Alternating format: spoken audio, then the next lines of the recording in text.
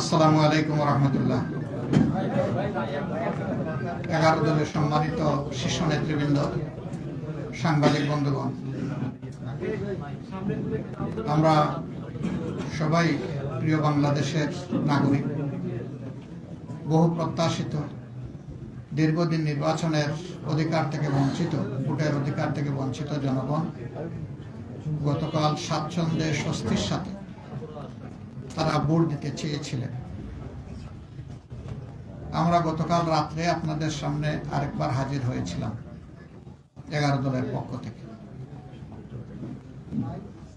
আপনারা গতকাল যারা ছিলেন তারা তার সাক্ষী। আমরা বলেছিলাম যে বাংলাদেশে আমরা সুস্থ ধারার রাজনীতির পক্ষে এবং আমরা ইতিবাচক দ্বারা রাজনীতি করব। আর আমরা এও বলেছিলাম যে আমাদের বেশ কিছু পর্যবেক্ষণ আছে, আপত্তির জায়গা আছে, এটাও আগামীকাল আপনাদের সামনে আমরা তুলে ধরব।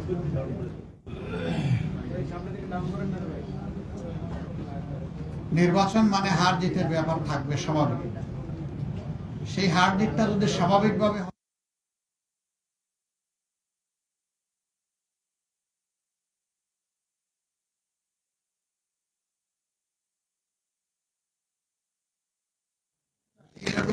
হয়ে থাকে, অনিয়ম হয়ে থাকে, তাহলে স্বাভাবিকভাবেই এটা প্রশ্ন তৈরি করে। আমরা আমাদের পক্ষ থেকে গতকাল এই ইতিবাচক দৃষ্টিভঙ্গি জানানোর পরেও আপনারা লক্ষ্য করেছেন নিশ্চয়ই, আজকে বাংলাদেশের বিভিন্ন জায়গায় 11 দলীয় নির্বাচনী অক্ষে কর্মী, সমর্থক, এজেন্ট, ভোটার বিভিন্ন জায়গায় বাড়িতে বাড়িতে হামলা, ব্যক্তির উপর হামলা হচ্ছে, আগুন ধরিয়ে দেওয়া হচ্ছে বাড়িতে। এটা তো ফেসিবাদী তৎপরতা। যে ফেসিবাদের ধ্বংসস্তূপের উপর 26-এর নির্বাচন হলো, সেই নির্বাচনের পরে যদি আবার একই ধরনের ফেসিবাদী তৎপরতা আমরা দেখি, এটা হবে এই জাতির জন্য খুবই দুর্ভাগ্যজনক এবং এর সম্পূর্ণ দায় তাদেরকে নিতে হবে যারা এই ধরনের অপকর্মে লিপ্ত হবে। আমরা চাইলেও যদি তারা ইতিবাচক দ্বারা রাজনীতি না চান, তাহলে আমরা জোর করে ইতিবাচক রাজনীতি করতে পারবো না। নির্বাচনে যারা সংখ্যাগরিষ্ঠ আসন পেয়েছেন, যেভাবেই পেয়ে থাকেন, এ ব্যাপারে আমাদের যথেষ্ট অবজারভেশন, আপত্তি আছে। দায় মূলত তাদেরকেই নিতে হবে। দেশের শান্তি শৃঙ্খলা রক্ষা করা হবে যদি তারা সরকার গঠন করে, এটা তাদের দায়িত্ব। কিন্তু এখন এগুলা কিসের আলাদা? এখন এগুলা বন্ধ করতে হবে। এখনো যদি বন্ধ করা না হয়, আমরা বাধ্য হব যে কোনো সিদ্ধান্ত নিতে। এবং আমরা নিরীহ দেশবাসী যারা ভালোবেসে একটা পরিবর্তনের পক্ষে গণভোটে হা বলেছেন এবং আমাদেরকে ভোট দিয়েছেন, সহযোগিতা সমর্থন করেছেন, আমরা তাদেরকে বলতে চাই, আপনারা যেমন আমাদের সাথে ছিলেন, আগেও আমরা আপনাদের সাথে ছিলাম, আজকে থেকে আরো শক্তভাবে আমরা আপনাদের সাথে থাকব ইনশাআল্লাহ। আমাদেরকে যদি বাধ্য করা হয়, তাহলে রাজপথেও আমরা নামব। বেশ কিছু জায়গায় আপনারা লক্ষ্য করেছেন, কালকে নির্বাচনী সম্প্রচার যখন হয়, ফলাফল হঠাৎ করে 2 ঘন্টা 4 ঘন্টা লাপাত্তা। এগিয়ে আছেন তিনি হাজার হাজার ভোটে, শেষের দিকে গিয়ে তিনি নাই, তাকে খুঁজে পাওয়া যাচ্ছে না। আবার হয়তোবা অল্প কিছু ভোটে কষ্ট মষ্ট করে তাকে ছাড় দিয়ে নির্বাচিত ঘোষণা করা হয়েছে, এটা অবাস্তব। আবার আমাদের কাছে ডকুমেন্ট আছে, বিভিন্ন জায়গায় এই রেজাল্ট শিটের উপর কষা মাজা করা হয়েছে, পরিবর্তন করা হয়েছে। কিছু কিছু আসনে দ্বৈত নীতি অবলম্বন করা হয়েছে। নাসিরউদ্দিন পাটোয়ারির আসনের ব্যাপার আপনারা সবাই জানেন, এটা আমাকে বড় করে আর বলতে হবে। সেখানে কি হয়েছে? সেন্টার দখল করে একজন নেতার আপনজনের নেতৃত্বে সেখানে যা হয়েছে তার সাক্ষী দেশবাসী, বিশ্ববাসী, আপনারাও। আমরা জেনেছি আপনাদের কারণ। বাংলাদেশ খেলাফত মজলিসের আমির আল্লামা মামুনুল হক সাহেব নাসিরউদ্দিন পাটোয়ারির ওখানে যে কারণে অন্য একজন প্রার্থীর পক্ষে ব্যালট অ্যাকসেপ্ট করা হয়েছে, ঠিক একই কারণ বিদ্যমান থাকা সত্ত্বেও মৌলানা মামুনুল হক সাহেবের পক্ষে এটা অ্যাকসেপ্ট করা হয়নি। তো এক দেশে কি দুই আইন চলবে? নির্বাচন কমিশন কি এক এক জায়গায় এক একটা আইনের প্রয়োগ করবে একই বিষয়ে? এটা এখন বিশাল প্রশ্নের ব্যাপার। আমাদের সেক্রেটারি জেনারেল সহ বেশ কিছু আসনে এই ধরনের ব্যাপার আছে। স্ব আসনে যাদের উপরে এই অন্যায় আচরণ করা হয়েছে, যাদের অধিকার জোর করে কেড়ে নেওয়া হয়েছে, আমাদের সিদ্ধান্ত তারা প্রতিকার চাইবে। সুনির্দিষ্ট সময়ের ভিতরে যদি আমরা প্রতিকার পাই তাহলে এক কথা, কিন্তু যদি না পাই তাহলে এখানেও আমরা বাধ্য হব আমাদের পদ্ধতি। আমরা আশা করব নির্বাচন কমিশন শুভবুদ্ধির উদয় হবে এবং তারা ন্যায় ইনসাফ করবে। না করলে দায় তাদেরকে নিতে হবে। আমরা এখনো বলবো, দেশকে আমরা ভালোবাসি, ভালোবাসার জায়গা থেকে আমরা দেশের শান্তি শৃঙ্খলা এবং দেশের পক্ষ চাই। আমাদের স্লোগানই ছিল ঐক্যবদ্ধ বাংলাদেশ। ঐক্যবদ্ধ বাংলাদেশে থাকতে হলে পরস্পরকে সম্মান করেই থাকতে হবে। এখানে কেউ রাজা নয় আর বাকিরা প্রজা নয়। এখানে কেউ মালিক নয়, বাকিরা তাদের অধীনস্থ নয়। এখানে সকলেই বাংলাদেশের একই সংবিধানের অধীনে সমান অধিকার তারা ভোগ করবে। অতীতে ফেসিবাদের বিরুদ্ধে আমাদের লড়াই হয়েছে। আমরা আশা করেছিলাম যে এই কালো অধ্যায়ের অবসান হোক, কিন্তু যদি আবার এটা ফিরে আসে আমরা লড়ে যাব, আমরা থাকবো না ইনশাআল্লাহ। এখানে কোনো ছাড় দেব না। দেশের জনগণের, ফেসিবাদ আমাদের বিরুদ্ধে না, ফেসিবাদ দেশবাসীর বিরুদ্ধে। ফেসিবাদের অধীনে কখনো একটা ডেমোক্রেসি, একটা গণতন্ত্রের বিকাশ করে না। সারা বিশ্ব থেকে এখানে পর্যবেক্ষকরা এসেছিলেন, তারা সময় দিয়েছেন, ঘুরেছেন, দেখেছেন, তারা তাদের অবজারভেশন তুলে ধরবেন। আমরা আমাদের নিজস্ব অবজারভেশনের জাতির সামনে পুঙ্খানুপুঙ্খভাবে তুলে ধরব। আপনারাই জানবেন, আপনারাই জানাবেন। সম্মানিত বন্ধুগণ, আমরা চাই দেশে পুরানো ধারার সেই কালো অধ্যায়ের রাজনীতি আর না হোক, নতুন ধারা সুস্থ রাজনীতি চালু হোক। এবং এখানে সবাইকে দায়িত্বশীল আচরণ করতে হবে। দায়িত্ব জ্ঞানহীন কোন আচরণ আপনি দেখতেও চায় না, সহ্যও করবেন।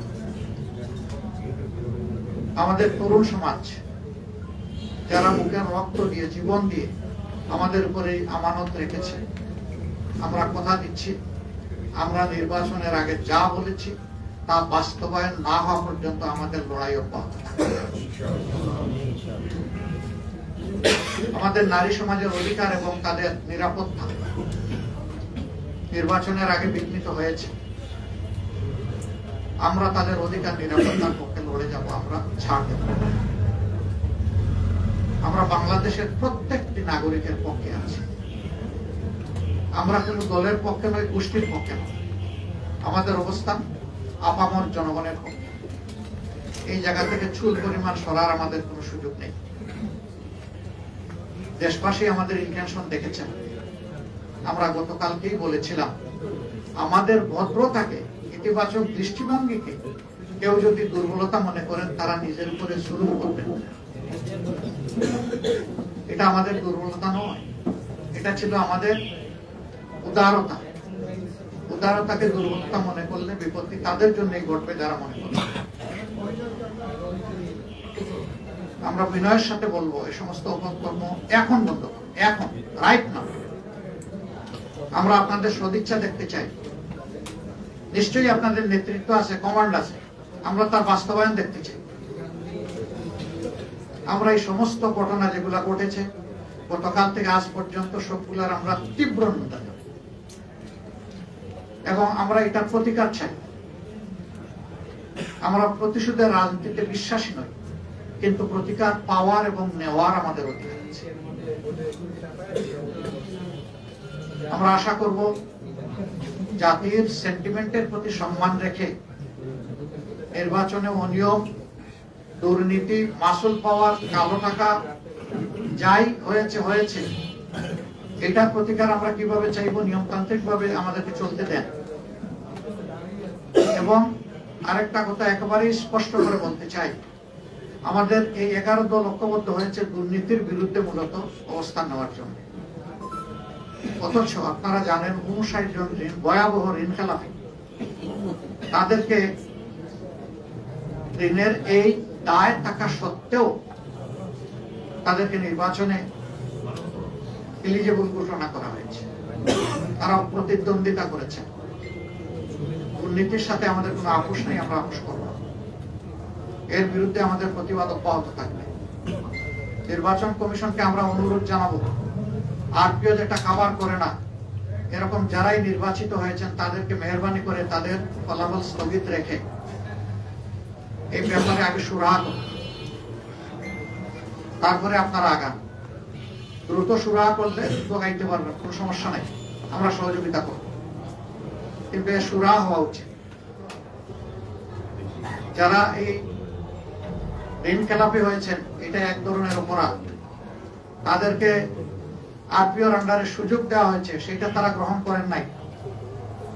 তারা গ্রহণ করলে আমাদের আজকে এই কথাগুলো বলার দরকার হতো না। অনেকে ঋণ খেলাপির তথ্য গোপন করেছে, সেইটাকে অবলীলায় এড়িয়ে যাওয়া হয়েছে। দৃষ্টি আকর্ষণ করা সত্ত্বেও ক্ষেত্র বিশেষে সেইগুলো আমলে নেওয়া হয়নি। স্পষ্টভাবে এটা আরপিওর ভায়োলেশন, আমরা সেই ভায়োলেশন দেখতে চাই।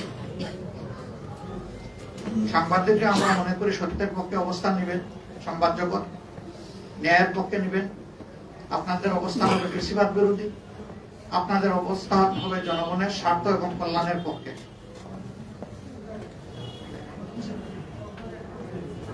আমরা এটাও লক্ষ্য করছি, আমরা সুনির্দিষ্ট এখনই বলতে চাচ্ছি না, কোন জায়গায় ফেসিবাদীদেরকে ঘোষণা দিয়ে এখন পুনর্বাসন করা হচ্ছে। নির্বাচনী প্রচারণার সময়টা লক্ষ্য করেছি। এটা মনে রাখবেন, কিছু মানুষ জীবন বাজি রেখে লড়াই করে জীবন দিয়ে এই 26 আমাদেরকে এনে দিয়েছে।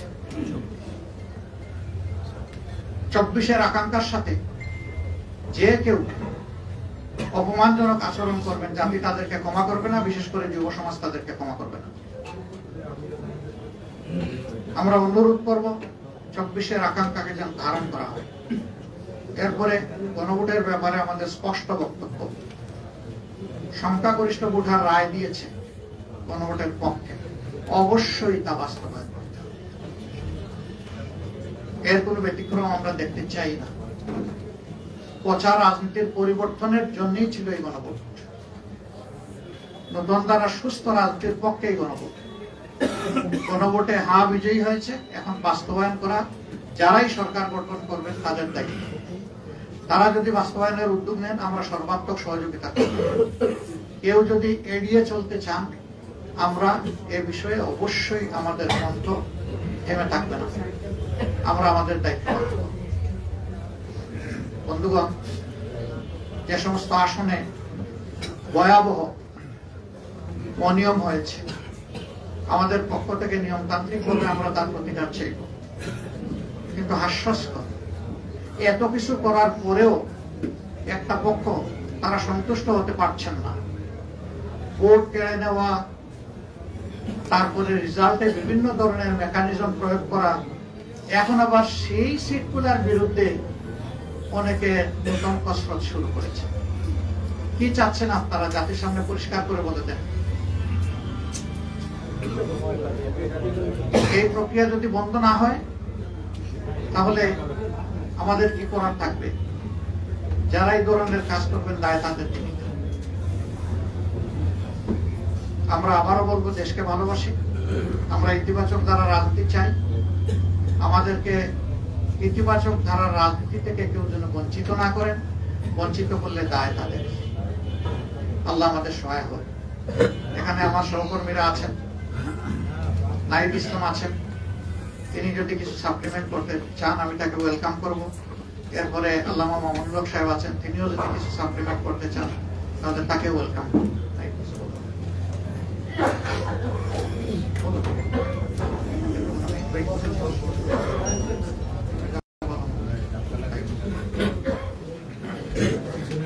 আসসালামু আলাইকুম প্রিয় সাংবাদিক ভাই বোনেরা এবং প্রিয় দেশবাসী। 11 দলের পক্ষ থেকে আমরা এই নির্বাচন নিয়ে আমাদের অবস্থান অলরেডি ব্যক্ত করেছেন 11 দলের অন্যতম দল, প্রধান দল জামাত ইসলামী সংগ্রামী আমির ডক্টর শফিকুর রহমান। আমাদের অবস্থান খুবই সুস্পষ্ট। এই নির্বাচনে সুস্পষ্টভাবে ফলাফলে কারচুপি হয়েছে। ভোট সুষ্ঠু একটা পর্যায় পর্যন্ত সুষ্ঠুভাবে হয়েছিল, আমরা সেটাকে স্বাগত জানিয়েছিলাম। কিন্তু ফলাফল যখন ঘোষণা করার সময় হয়েছে, ওই সময়টাতে স্পেসিফিক অনেকগুলো আসনকে টার্গেট করে আপনারা দেখেছেন বাংলাদেশ খেলাফত মজলিসের আমির আল্লামা মামুনুল হক ঢাকা 13, সেই আসন, ঢাকা 8 আসন, বাংলাদেশ জামাত ইসলামের সেক্রেটারি জেনারেলের আসন, এরকম স্পেসিফিক কয়েকটা আসনকে টার্গেট করে সেটার ফলাফল পরিবর্তন করে দেওয়া হয়েছে। কেন্দ্রগুলোকে দখল করে সেই কেন্দ্রে জোর করে প্রশাসনকে ব্যবহার করে সেই ফলাফল পরিবর্তন করা হয়েছে। এখন যেই প্ল্যানের কথা আমরা শুনেছি, আমরা সেই প্ল্যানের একটা বাস্তবায়ন বা সেই প্ল্যানের একটা স্বরূপ কিন্তু এই নির্বাচনে আমরা দেখতে পাচ্ছি। এবং এই ধরনের ফলাফল কারচুপি করে যারা পুরনো আমলে আওয়ামী লীগ যেভাবে নির্বাচন করেছে সেই ধরনের প্রচেষ্টা আমরা যাদের ভিতরে দেখতে পাচ্ছি, তারা কিভাবে রাষ্ট্র পরিচালনা করবে, কিরকম দেশ পরিচালনা করবে, সেটা নিয়ে জনগণের মধ্যে প্রশ্ন এসেছে। এবং নির্বাচনের পরদিনই যারা তাদের প্রতিদ্বন্দ্বীদের উপরে হামলা, সারা দেশে নির্বিচারে বাড়ি ঘরে হামলা, আগুন লাগানো, হুমকি এবং এলাকা ছাড়া করতেছে, তাদের কাছে এই দেশের জনগণ, এই দেশের মানুষ কিভাবে নিরাপদ থাকবে সেটা নিয়ে প্রশ্ন এসেছে। এবং সেটার জন্য আমরা 11 দল কিন্তু ঐক্যবদ্ধ হয়েছি। এবং ডক্টর শফিকুর রহমান বলেছেন স্পষ্টভাবে যে এটার জন্য রাজপথে নামার প্রয়োজন হলে আমরা সেটার প্রস্তুতি নিচ্ছি। কারণ এই দেশের মানুষকে, যারা 11 দলের পক্ষে নির্বাচনে কাজ করেছে, নেতা কর্মী সমর্থক, তাদেরকে হেফাজত করা, তাদেরকে রক্ষা করার দায়িত্ব আমাদের। আরেকটি কথা আমি বলতে চাই, আমরা জনগণকে অভিবাদন জানাই যে জনগণ এত প্রতিকূলতার মধ্যেও 11 দলের পক্ষে ভোট দিয়েছেন, 11 দলের পক্ষে বিজয়ী হয়েছেন। অনেকেই অনেক কারচুপি করে তাদের বিজয় আটকানো যায়নি। আপনারা দেখবেন যে গণভোটে কত পার্সেন্ট ভোট পড়েছে, 60% ভোট পড়েছে, 60+ ভোট পড়েছে। এই নির্বাচনে কিন্তু সুস্পষ্ট দুইটা পক্ষ ছিল, একটা সংস্কারের পক্ষ, পরিবর্তনের পক্ষ, যারা সংস্কার চায়, গণতন্ত্র চায়, চাঁদাবাজি বন্ধ করতে চায়, দুর্নীতি লুটপাটের বন্ধ করতে চায়, বিচার এবং সংস্কার চায়, আধিপত্য বিরোধিতা চায়। আরেকটি পক্ষ যারা পুরনো বন্দোবস্ত, পুরনো রাজনীতিকে প্রতিনিধিত্ব করেছে, যারা 72-এর সংবিধানকে চেয়েছে, যারা পুরনো যত ধরনের রাজনীতি আছে, যারা ঋণ খেলাপিদেরকে প্রশ্রয় দিয়েছে, যারা লুটপাট দুর্নীতি, সেই একই রাজনীতি করতে চায়। ফলে জনগণ ব্যাপকভাবে যেই 60%-এর বেশি, 60+ সংস্কারের পক্ষে তারা ভোট দিয়েছে, সেই একই জনগণ কিন্তু 11 দলের পক্ষেও ভোট দিয়েছে। কিন্তু শেষ মুহূর্তে এই 10%-এর মতো ভোট কিন্তু কারচুপি করা হয়েছে, ফলাফলে কারচুপি করা হয়েছে। না হলে এই পুরো ভোটটাই 11 দলের পক্ষেই আসতো। শেষ মুহূর্তে 11 দলের অনেক গুরুত্বপূর্ণ নেতাকে এবং প্রার্থীকে হারিয়ে দিয়ে ক্ষমতা নিয়ে নেওয়ার চেষ্টা করেছে। এবং আমরা নির্বাচন কমিশনে সেটা সুস্পষ্টভাবে এই অভিযোগ জানানো হবে, প্রার্থীরা জানাবেন যাদের, এবং নির্বাচন কমিশন সেখানে কি ভূমিকা পালন করতেছে, তাদের অবস্থান কি, এর উপর নির্ভর করবে আমাদের নির্বাচন নিয়ে চূড়ান্ত অবস্থান। ধন্যবাদ সবাই।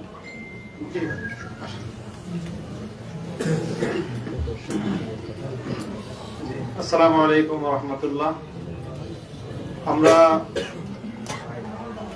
এই যে নির্বাচন গতকাল হয়ে গেল, এখানে ব্যাপক মানুষের উৎসাহ এবং উদ্দীপনা সহ উপস্থিতিতে আমরা স্বাগত জানিয়েছি এবং বাংলাদেশ স্থিতিশীল হবে সেই প্রত্যাশা আমরা ব্যক্ত করছি। স্বাভাবিকভাবে স্থিতিশীলতার জন্য যারা এই মুহূর্তে বিজয়ী ঘোষণা করা হয়েছে, যাদেরকে বাংলাদেশের স্থিতিশীলতা রক্ষা করা তাদের প্রধান দায়িত্ব, তারাই যদি দেশকে অস্থিতিশীলতার দিকে ঠেলে দেয় তাহলে দেশের জন্য সেটা হবে সবচেয়ে হতাশাজনক বিষয়। এবং উদ্ভূত পরিস্থিতির জন্য সম্পূর্ণ দায় তাদেরকেই নিতে হবে। আমরা অত্যন্ত দ্ব্যর্থহীন ভাষায় বলতে চাই, জুলাই বিপ্লবের চেতনাকে যদি ধ্বংস করার চেষ্টা করা হয় তাহলে সেখানে আমরা আনকম্প্রোমাইজ থাকবো। আমরা কোন নমনীয়তা এবং কোন ধরনের কম্প্রোমাইজ জুলাই বিপ্লবের চেতনার ক্ষেত্রে আমরা করতে পারবো না। কাজেই সকল মহলকে আমরা সেই বিষয়ে স্পষ্ট বার্তা দিতে চাচ্ছি। তারপরে ইলেকশনটার যে বিষয়ে আমরা আমাদের গতকাল থেকে আজকে বলে আসছি আমরা যে আমরা তো আমাদের ইতিবাচক ভাবেই আমরা ব্যক্ত করতে চাচ্ছি প্রতিক্রিয়া, কিন্তু পরিষ্কার যে ইলেকশনটা তো একটা সময় পর্যন্ত অথবা ভোট গ্রহণ হওয়া পর্যন্ত মোটামুটি দৃশ্যমান রাখা হয়েছে, কোনো গন্ডগোল যেন না হয়। কিন্তু ভোট গণনা শুরু হওয়ার পর থেকেই আমাদের কাছে একেবারেই দিবালোকের ন্যায় স্পষ্ট যে ভোট গ্রহণটা যেভাবে হয়েছে ভোট গণনাটা তার সম্পূর্ণ উল্টো ভাবে হয়েছে, এবং সেখানেই আগামীর বাংলাদেশের ভাগ্য এবং মানুষের জনরায়ের প্রতি চরম ভাবে অশ্রদ্ধা প্রদর্শন করা হয়েছে, অসম্মান করা হয়েছে। এটা যারা করেছেন বাংলাদেশের কাছে তাদেরকে দায়ী থাকতে হবে ইনশাআল্লাহ। এবং ইতিহাস বারবার ফিরে আসে, বাংলাদেশের মানুষ তাদের এই ব্যালটের অধিকার অবশ্যই তারা উদ্ধার করে ছাড়বে ইনশাআল্লাহ, সেই প্রত্যয় আমরা ব্যক্ত করছি। আলহামদুলিল্লাহ, দীর্ঘক্ষণ ধরে আপনারা আছেন, সবাইকে ধন্যবাদ জানিয়ে আমরা দেশবাসীকে কৃতজ্ঞতা আদায় করতে চাই যে সকল ধরনের হুমকি ধমকি অত্যাচার জুলুম নিপীড়ন অগ্রাহ্য করে দেশবাসী যেভাবে আমাদের পাশে দাঁড়িয়েছিল আমরা রিয়েলি অভিভূত, তাদের কাছে কৃতজ্ঞ। এবং দেশবাসী আপনারা যেহেতু আমাদের পাশে দাঁড়িয়েছেন দেশের স্বার্থে, জনগণের স্বার্থে, আমরা আবার অঙ্গীকার ব্যক্ত করছি আমরা খুবই দৃঢ়ভাবে আপনাদের সাথে থাকব এবং আপনাদের কোনো অধিকারের সাথে আমরা কম্প্রোমাইজ করব না। অধিকার আদায় করাই হবে আমাদের নৈতিক দায়িত্ব। এ লড়াই আমাদের অব্যাহত থাকবে ইনশাআল্লাহ। সংশ্লিষ্ট সকলকেই আমরা আন্তরিক ধন্যবাদ জানিয়ে এখানেই শেষ করছি। আসসালামু আলাইকুম।